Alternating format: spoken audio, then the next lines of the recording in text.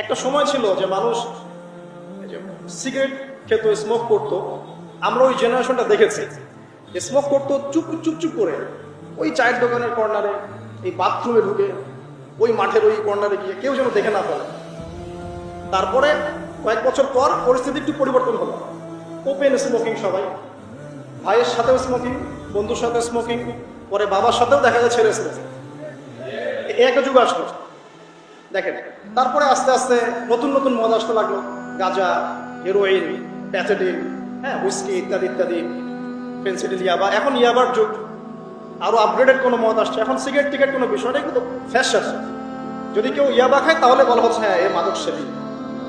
R by the way, আমাদের দেশে কিন্তু নিবন্ধিত 190টা বারও আছে, হ্যাঁ, এবং দেশি 204টা ব্র্যান্ড চলছে, আর বিদেশি 38টা ব্র্যান্ড চলছে। পারমিট পেয়েছে 85,070 জন। এবং এই মাদক সংশ্লিষ্ট এনজিও আছে প্রায় 76।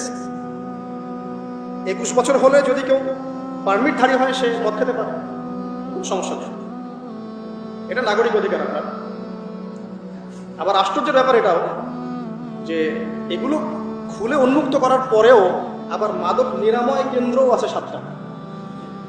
মানে ওভাবে খাবেন, এডিক্টেড হয়ে যখন জীবনটা নষ্ট হবে, এই 7টা নিরাময় কেন্দ্রে এসে আপনি চিকিৎসা নেবেন। এগুলো ডিপার্টমেন্ট আছে, সদর দপ্তর আছে, সব গোয়েন্দা সংস্থা আছে। এবং মাদকদ্রব্য নিয়ন্ত্রণ অধিদপ্তরও আছে। তো এটা একটা সার্কাস, মানে এই ওয়ার্ল্ডটা হচ্ছে একটা সার্কাসের যুগ। এই বিশ্বে যা হচ্ছে না, খালি চোখ দিয়ে যা দেখছেন, এর বেশিরভাগই সার্কাস। যেটা বলছিলাম, এখন ইয়াবার যুগ চলছে না। একটা সময় ছিল যখন ছেলে মেয়ে যদি অ্যাফেয়ার করতো লুকিয়ে লুকিয়ে, চিঠি দিয়ে, কেউ যেন না জানে, তাই না? ঠিক, তার মানে এগুলো পার করে আসছে তারা। লুকিয়ে লুকিয়ে ছিল, কেউ যেন দেখে না ফেলে। কফি শপে বসলেও খুব সাবধানে, রিক্সায় বসলে কেউ যেন না দেখে। তারপর একটা যুগ আসলো, এই জানলে কোনো সমস্যা না, বাসায় ওপেন, আমার গার্লফ্রেন্ড, ও আমার গার্লফ্রেন্ড, ও আমার বয়ফ্রেন্ড, আমরা বিয়ে করবো, আমরা প্রতিশ্রুতি দিয়েছি একে অপরকে, নো প্রবলেম। তারপর একটা যুগ আসলো যে যেহেতু প্রেম করছি, বিয়েই তো করতে যাচ্ছি, তো সেক্স করলে সমস্যা কোথায়? তখন আবার সেক্সুয়াল অ্যাক্টিভিটি শুরু হলো। মেয়েরা যদি বাইরে বের হতো, তাহলে যদি কোনো মেয়ের শর্ট কামিজ থাকতো বা আটোসাটো পোশাক থাকতো, সে গিল্টি ফিল করতো যে সবাই আমার দিকে তাকাচ্ছে, কেমন লাগছে। আর বেশিরভাগ মানুষ এমনটা করতো না, ওই কয়েকজন করতো। আস্তে আস্তে একটা যুগ আসলো যে না, এখন বেশিরভাগই করে, সয়ে গেল এটা। তারপর একটা যুগ আসছে সরাসরি সেক্স, প্রেম টেম কিছুই নাই, এখনকারই সেক্স। পতিতালয়ে যাবো, সেক্স করবো, চলে আসবো। গার্লফ্রেন্ডের সাথে সম্পর্ক, আগে সেক্স, তারপরে বাজ বিচার করে দেখবো কোনটা ভালো। আর বাই দ্য ওয়ে, আমাদের দেশে 14টা পতিতালয় আছে, হ্যাঁ। আর এগুলো আমি বানিয়ে বলছি না, আপনি গুগল করলেই দেখতে পারবেন। তারপর একটা যুগ আসছে এখন যে হিজাব তো সরিয়েছি, তারপর আস্তে আস্তে ড্রেসটা একটু ছোট হলো, তারপর একটু টাইট ফিটিং, ঠিক আছে, আরেকটু শর্ট করতে করতে এখন রেভলিউশন আসছে, এটাও খুলে ফেলে দিতে হবে, এটাও দেখা যায়।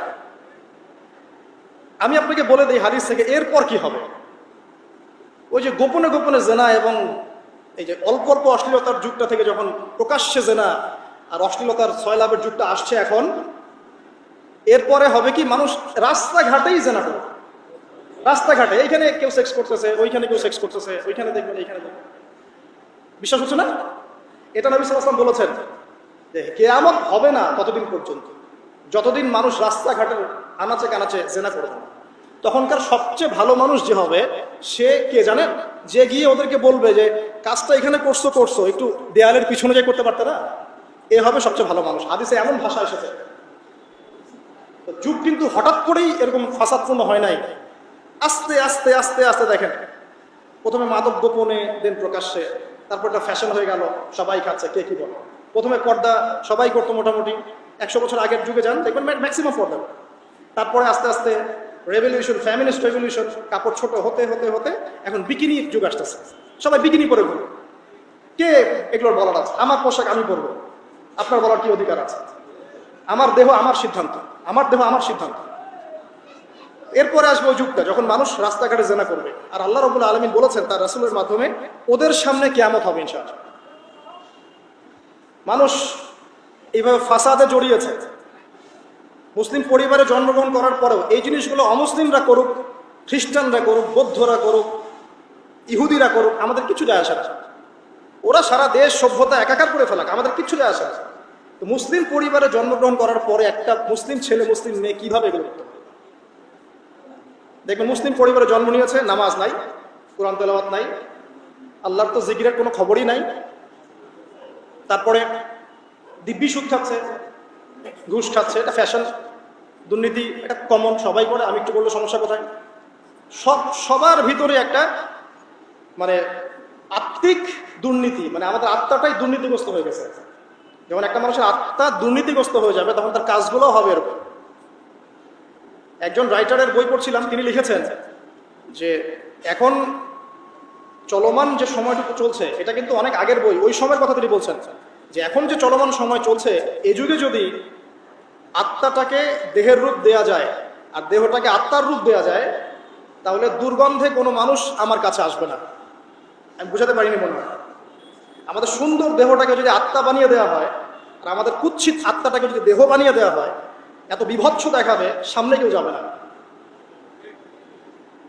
তো যেটা বলছিলাম, ধর্ম মুসলিমদের মধ্যেই ফাসাদ চলছে, ইকোনমিক সেক্টরে ফাসাদ, রিবা,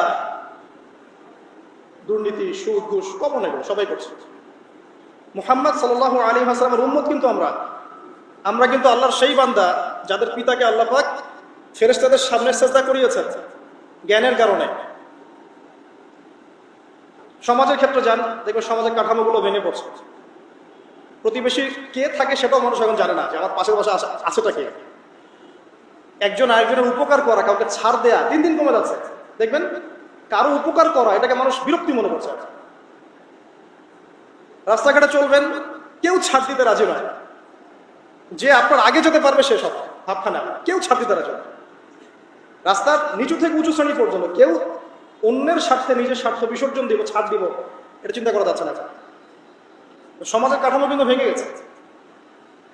রাস্তাঘাটে দেখবেন বেপরদামি, প্রিমিক্সিং, জেনা, অশ্লীল মুভিজ, সমাজের কাঠামো বলে কিছু নাই এখন। যা আছে একটা খোলস, ভিতর থেকে এটা পুরো পচে গেছে।